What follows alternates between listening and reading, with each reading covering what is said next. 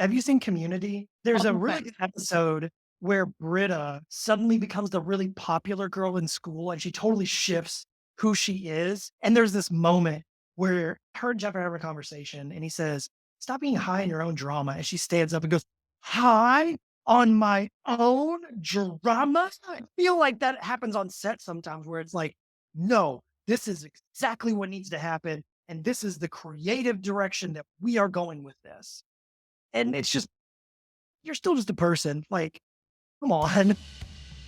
Hello, I'm Shawna Carroll. I am a post producer and film editor. I've had the great privilege of working on some extraordinary projects from scripted to doc to reality, short form, long form, you name it, I've done it. I've also seen my fair share of fixative post. This podcast is my homage to the many incredible people who work in post but often get forgotten behind the bright lights of the red carpet. Notes from Post is where I give Post a platform to give notes instead of receive them.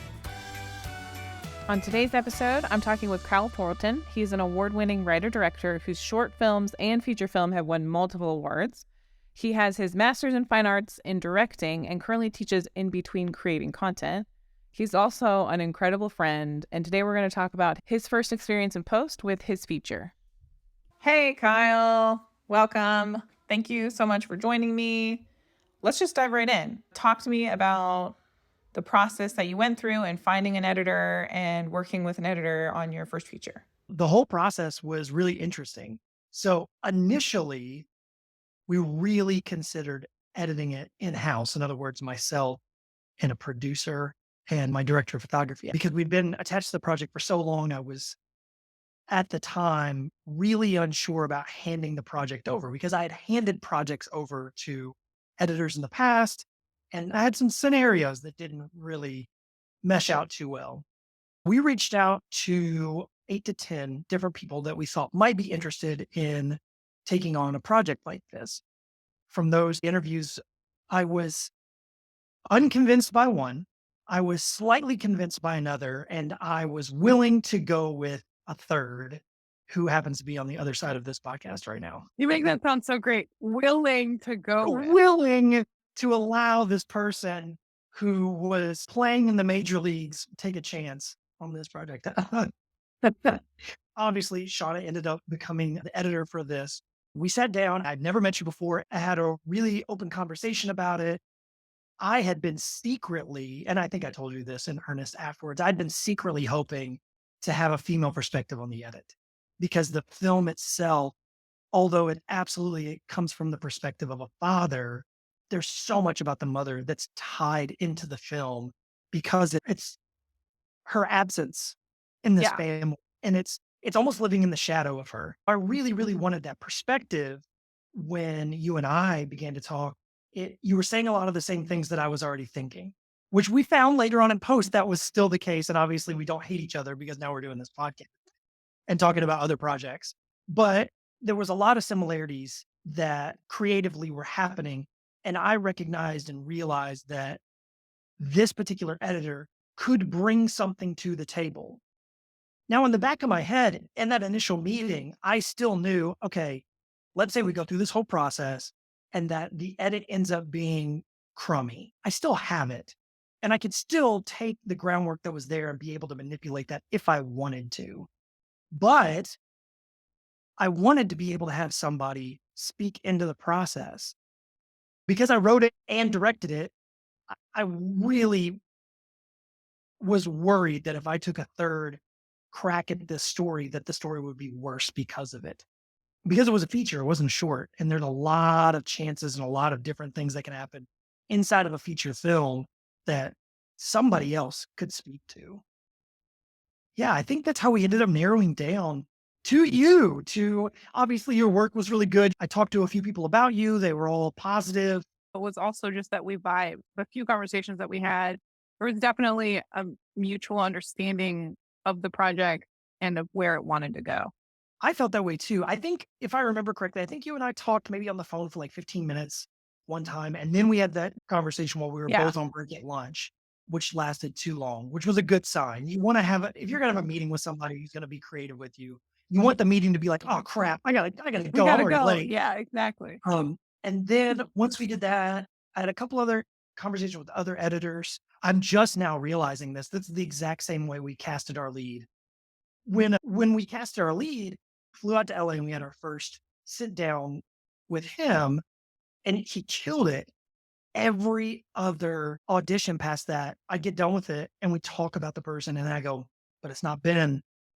And I felt that same way with you in particular, because there were a few key people that were brought in this project that I didn't know before this project. And so even when I had other conversations with about other people or thinking through the process, I go, yeah, but it's not Shauna. I'm gonna trust her and we're gonna see where it goes. We're gonna see where it goes, but I'll still be able to edit it if I really hate what she does. I mean, that's what I was thinking. I didn't know you at the time. Like, that's exactly what I was thinking. And And from spoilers for anybody listening. Now it's no, I have Shauna. Like, that's not, I don't want anybody else. That's what I want. And the film is better for it. The film is 100% better for it. I had a ton of questions. Remember, I came with my notebook Yeah. You after had your reading the notebooks. script, Uh-huh. and I had a ton of questions, and you answered every single one basically exactly how I would have answered them. And so I was like, okay, this will be good. Especially when you're talking about your first feature, is that most of the time people aren't doing this and that's all they're doing. You and I were both working pretty substantive full-time positions in film and television. I know you did, and I know I did. I had an extensive conversation with my spouse. So did you about like, hey, this is how it's Yes, going to have to happen yes, because your day and my day were really similar. It was like 8 a.m. to like 5 or 6. You get 30 minutes to grab some food, and then you hang out and edit for like, I don't know, another 3.5 hours that night.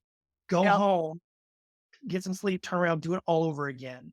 yeah, And that really open, honest conversation and realizing that in a project like this, there's a lot of time that you have to yeah, commit if you want it to be good. I mean, you can commit very little time and it's okay, yeah, but or that crappy. kind of makes But a big difference.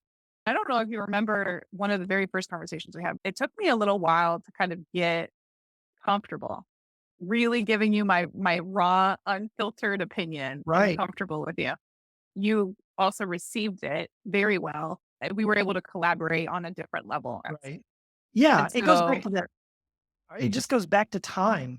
You can't rush that relationship either. Finding that person that you're going to work with, even if they're great, it's still going to take time yeah, to get to that yeah, point to where you're comfortable sharing honest feedback because somebody's going to have to step in and tell you if something's crap. I'm really good at that. But they do. Like at the end of the day, I tell my students this all the time is that nobody who watches your thing cares. Unless it's your mom or your friend, they could care less. They're not going to be able to go, you're not going to be able to say, well, look at this cut instead and tell me how you feel about it. Or, well, there were these issues that this is the best that we could do. Nobody cares. Someone has to be honest with you early and say, this doesn't work.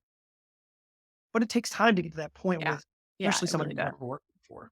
It really does. And if you don't have a good experience or haven't had that as a director, if you haven't actually had that relationship yet, that can be a scary thing for sure. Yeah. And so I am just super grateful that we ended up connecting, that you ended up bringing me onto the project, and then we ended up being able to collaborate the way that we did because I also enjoyed Uh, helping you learn how to work with an editor. Yeah, absolutely. And you did teach me. So sit down with somebody that is like specifically in that craft.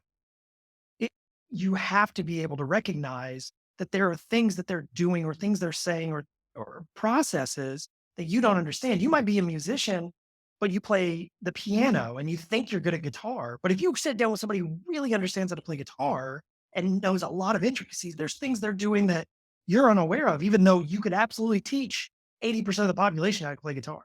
Yeah. When I work or edit with producers or showrunners, because I do a lot of television, Yeah. they all kind of understand the language of talking with an editor. They've done it so many times, it's just kind of second nature. Mm. So when I was working with you, it actually took me a minute to get into that groove, so to say, or to also figure out that communication with someone who was new to the process, which I think is why it ended up taking me just a little bit longer to have those tougher conversations with you. Because I knew what you wanted, but I also knew that in certain aspects, what you had in your head wasn't going to work out. And so I would try new things Yeah. And sometimes those new things, you were like, no, let's try it this way. And so I would go back and redo it like the way that you had in your head. I think one of the things that was a breakthrough with us in the editing process was I would do that. You would realize that it wasn't working, and then we'd go back to how I had Yeah. it or to an updated version along the line of where I was at. And so that really built the trust between us, Yeah. I felt. Yeah, I agree. I think that process is important because if you don't take the time to marinate that idea, then you're always going to second guess. If you just go, that's good enough, then in the back of your head, it's going to be like, well, man, what if we would have tried that? What if we would have done this? And I think a lot of our conversations, I almost like credit it to like we were speaking almost the same language. So it was like I was speaking Spanish, but so were you, but you were in Spain and I was in Mexico. Like it's the same language, but there are some nuances there that are not Yeah, quite the yeah. same. But yeah, absolutely trying those things. But some of that falls on the director of being able to say, hey, let's try this. And then being able to sit down, watch it and go, nope, that was a bad idea. You can't. Like seriously, It's if you're a true. director It's so true though. and you Yeah. can't do that, you're making your project worse for your own gratification, which means nothing. We have to go through the process of trying it because if we don't, then where we end up, we'll never be able to fully know if that's the best it could be. Right.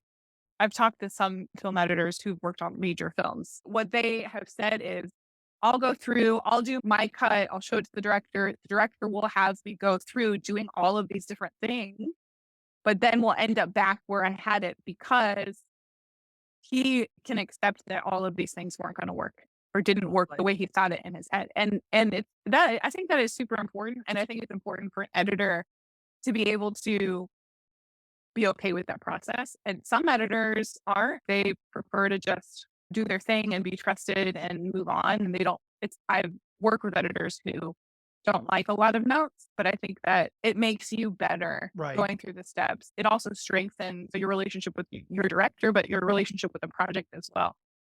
Well, and your relationship with the audience, because just like with directors, you're not going to be able to show multiple cuts. You're saying, look at me and how I can edit. Well, this is your shot. How do people feel about it? So there's a couple scenes I'm thinking of in particular as you talk about kind of marinating through this process. We watched the film as it was scripted, the first like couple of drafts. And you already had an idea in your head about it, about something that needed to be removed and kind of a big something that needed to be removed. And as a director, once I got to like probably the second rough, I was thinking it as well. We hadn't communicated this, but we had both individually been thinking, hmm, I wonder if this should be removed. And we're talking about cutting, two entire scenes of a particular character. Eventually, it got to the point where one of us said, hey, what if we remove both of these scenes in the end of the movie? It's going to trim up the fat on the end, and it feels like it's not giving us what we wanted. And the other one of us was like, well, I was already thinking that. If you don't have the chance to go through that process, if you just take your first cut at face value and say, yep, that's the way it's been scripted, that's what it is, it's what it has been for 2 years at this point, then you're discrediting yourself. It's like writing a script once and saying that's good. If you're listening to this and you write scripts, you should write a singular script more than once. But it's the same process, even when we need to remove two full scenes, just not replace them, not move them around, just Not go, tighten them, just completely lift them out. Yeah. just let them out. They're gone. That as an editor is probably the hardest thing for me to talk about when talking to a director because I know just how much went into making the scene. And Sure. so I'm like, "Ooh, this could be so much better if like the pacing, overall pacing would be better without them." And I remember we just cut them. And one evening, we just watched like the last 20, I think, maybe the last Yeah. 20 Yep. minutes or For sure. so. And we were both like, yeah, it works without them. And so as a director, yeah, it kind of sucks because one of the scenes in particular was kind of a culminating moment for one of the actresses for her character. We ended up making her character smaller. That's something that really, I mean, it's a producer's, job. But as a director, you got to think about those things. These people came on set, they put their time and effort and energy into it. And then you're saying, well, we're actually going to cut this particular scene that has a lot of your emotion in it because we're making your character smaller. Like Yeah. that that's a challenging conversation. And she and I have actually talked. She came to the premiere and was talking to me about it. And I kind of explained what was happening. I said, look, the scene still exists. You're still going to have access to it. Uh, and so that way you can use it for your purposes. But that's another weird thing that's challenging about it. And I didn't expect the conversation to be as much about this, but there is a lot when you're a director working with an editor, there's a lot that falls on you as a director. It's not you just sit in the back seat and watch this person work. Obviously, you have to talk, communicate your ideas, but you have to be able to honestly reflect on your work and know whether it's good or not. You have to. And if you don't have that self identification to be able to do that, there's only so much an editor is going to be able to do because they can tell you, hey, we should try this until they're blue in the face. But at the end of the day, it's your project. And that's hard and it's a little bit scary, but you have to Yeah. know what stuff you're making works and what doesn't. You were also willing to onboard someone else's Yeah. perspective. Not a lot of first time directors are willing to do that. You know what I mean? Like first time directors on a feature film, they're like, no, this is my baby. This is exactly how I have it in my head. I'm not going to let anyone else deter me about this and what my vision is on this. You hear a lot of these things like, oh, the director's vision is always the best vision, but that's not necessarily the truth. And specifically with you, you were open to criticism, but also just more information. Yeah. And I mean, thank you. I'm a big collaborator. I love hearing other people's inputs on whatever they feel like might be effective. Now, at the end of the day, I have to make the decision, right? But I think we get a lot of filmmakers and creatives that, as bluntly as I can say it, think too highly of themselves. And there's nothing wrong with being positive in who you are and being confident. I ooze confidence. My wife hates it. That it's just like confidence everywhere. But you have to be able to recognize you're probably not that right now. yeah, And that's okay. But don't go into your first indie feature length thing and just assume that because you made this and because the story's so great that everyone's going to pick it up. You're going to get some crazy 6, 7-figure distribution deal that Netflix is going to pick it up day one and that you're going to be able to run with this. There's too much else at stake and it makes you come across as less intelligent. Directors in general need to understand they're still. Have you seen Community? yeah. Oh my The gosh, TV. yes, There's a multiple really times. good episode where Britta suddenly becomes the really popular girl in school and she totally shifts who she is. And there's this moment where they're having her and Jeff are having a conversation and he says, stop being high in your own drama. And she stands up and goes, high on my own drama and slaps the table and everybody starts cheering for her. I feel like that happens on set sometimes where it's like, no, this is exactly what needs to happen. And this is the creative direction that we are going with this. And it's just, you're still just a person. Like, come on. It's, That's my cold open. Thank you very much. I, if community with me is in your cold open, I have done something right. That's good.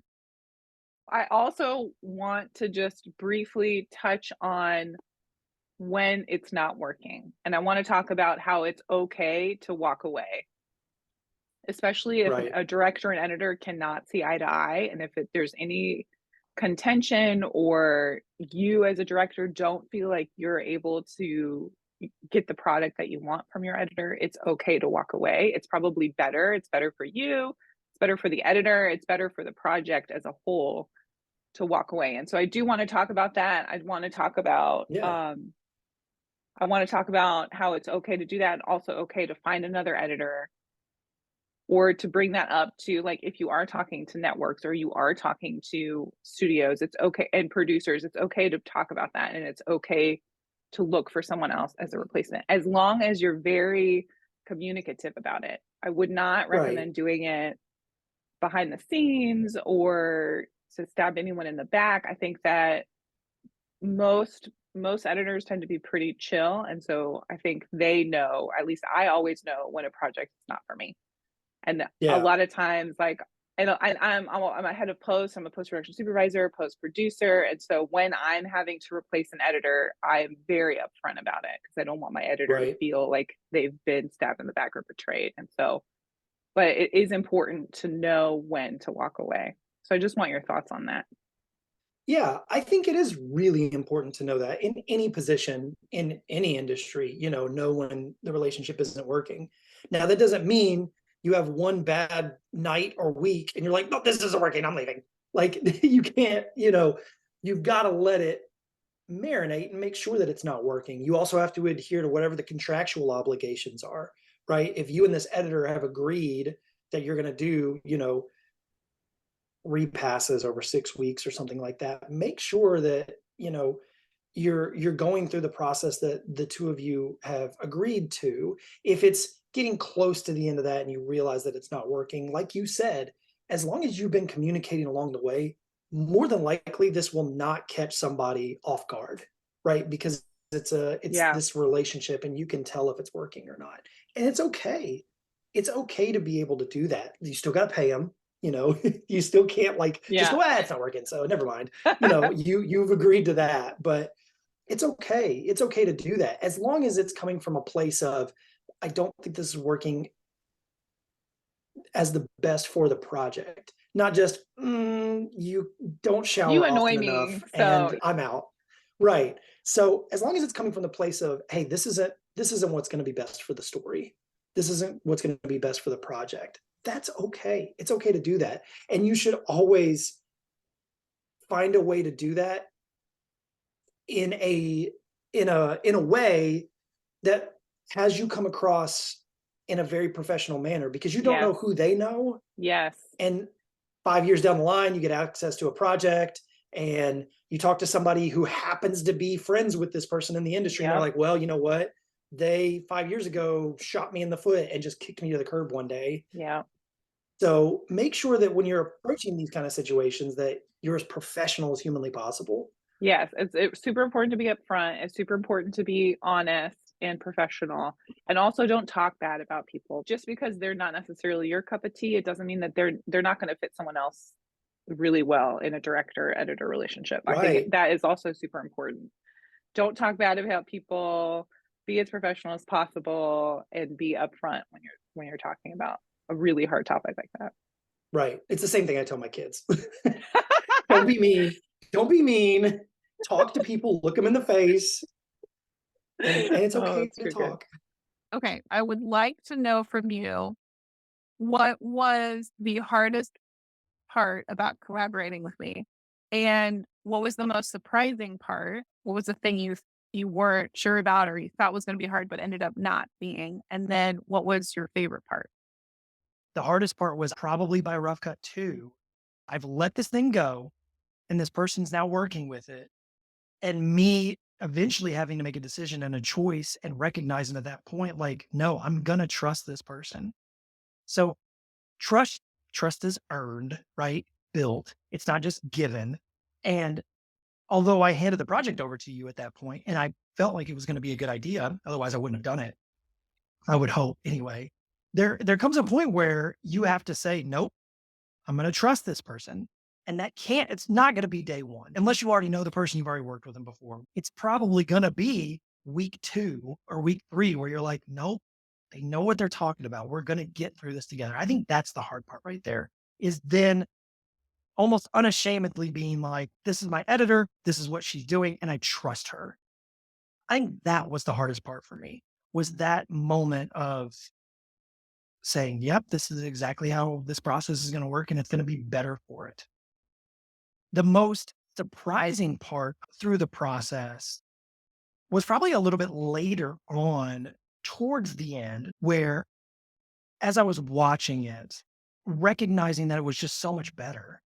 I went into it, and I think a lot of directors will do this too. They've written the script, they feel really good about it. They've had a great production experience, they've had some good performances, da da da da. And then they just go, great.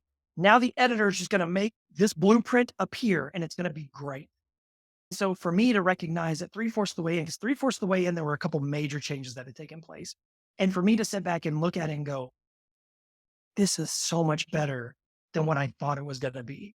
And that's not necessarily a knock on the script or the knock on the production. It's just a part of the process. Once you get the visuals out there and you start looking at them and the pacing and everything else that goes into editing, it should be a better project then. So just like the script, it was better when we were on set because the actors added stuff to it. I added stuff to it. The cinematography added to it. There's a scene that's reoccurring throughout the movie of our main character walking down the hallway and acting like he's going to go into his bedroom and he can't do it. He grabs he grabs the blankets and covers and he goes and sleeps on the couch. That was scripted in a certain way that I felt really confident about. Then when we got on set, it was so much better. The same thing happened in editing where it was just so surprising to me how much better it could be in the hands of somebody who was a little bit more separated from the project and who was able to put their own spin on it. It's almost as if I do this all the time, that I adequate a lot of filmmaking to cooking. I love cooking. And so I feel like an editor is somebody I walk in as a director and I go, here's this farm organically raised chicken. Here's these beets I grew in my backyard. Here's all these ingredients. And I want to make a pie. Can you make this pie for me? And think about how much a chef puts into making a pie. Yeah, they got all the ingredients and they know they want to make a pie, but the way they make it, do they grill the chicken? Do they bake the chicken? That process makes the pie so much better. It's the same thing. You're not the first person to correlate food with editing. I just love food so much. I had an editor once who literally was like, "You can bring me the ingredients, but if you want me to make spaghetti sauce, you have to give me tomatoes. You can't bring me ice cream. I can't make It's spaghetti with perfect. tomatoes." That's such a good analogy of like, hey, I really want this intense drama to feel intense. And you're like, this is a comedy. Like, Yeah, exactly. You have to bring me the ingredients to make it what you want. Otherwise, if I can make something, but it's not going to be what you want it to be. that's so good. What Okay, was the third part was, what was your favorite part about collaborating with a professional editor? my favorite part was the learning process. Collaborating and sitting down with somebody who lives, eats, and breathes inside that field makes me better. I'm very much a proponent of trying to learn from everybody I come in contact with. More than likely, I'm never going to be a professional editor. Like, that's not going to happen. But I want to understand that process because it makes me better as a filmmaker. With you specifically, worked out really well. I feel like I've told you before, you're inside my inner circle of friends. But that learning process was so much fun at the end of it when I was able to look back on the process and go, man, I just feel like I'm so much better. It's the same as now. We've talked about the movie before and on the backside of it now with all the stuff I've learned. And I feel like the movie is good and it's been reviewed well and it's done. It's got a distribution deal. Like, so obviously it's okay. But I feel like I'm so much better as a director. Even now that the process is done, I'm like, man, if I could go back and do this or, these little tweaks here and there. And I feel the same way when I went through the process of that, of editing with you and just seeing everything that happened. And I don't know, the whole process was fun. There was one night at the same time we were editing next door, they were doing a giant Christmas celebration. Do you remember this? Yes. And so obviously we had been working and we get hungry. And so we're like, well, let's just go over there.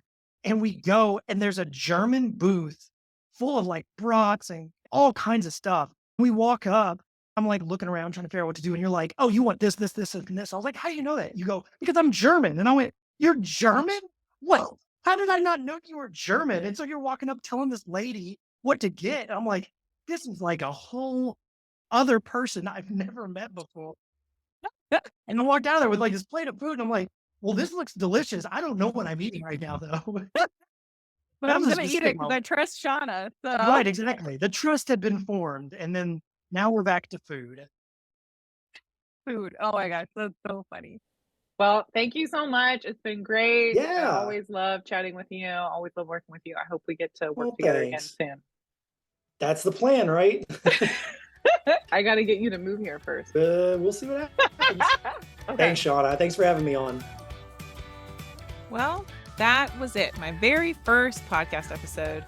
If you enjoyed my conversation with Kyle, I would be so grateful if you would leave a 5-star review. It really helps get the word out about the podcast. And if you would like to hear more like this, please check out my show notes where you can find how you can stay up to date with Kyle and myself. And don't forget to watch our film, A Place Called Home, wherever you can buy or rent movies. Until next time, this is Shawna.